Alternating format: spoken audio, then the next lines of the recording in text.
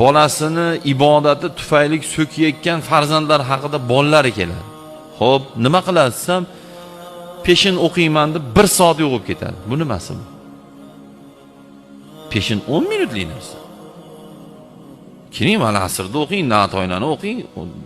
Ishingiz zarur bo'lsa salom bering, duo qiling, bo'ldi, chiqib keting, tasbihlarni yo'lda aytib qo'ying. Yo ketmon chopiyat aytib qo'ying. 1 soat o'tirgandan keyin albatta ustasi ham aytadi, deysan, nima qilyapsan sen deydi. Nima bo'ladi natijada? Hali meyadagi tushunmagan johil endi tushunmagan odam, buna bo'lib namoz o'qib ishdan qoladigan bo'lsam, qo'y deydi, keyin pensiya chiqqanda o'qiraman deydi. Nabaru, shuni kiring chiqing, hayron bo'lsin. Yo nima qilding hozirsa peshin o'qidim deydi. Men bir aytib berdim-ku, asrda musofir odam 2 rakat o'qiydi. Shuni to'xtashdi.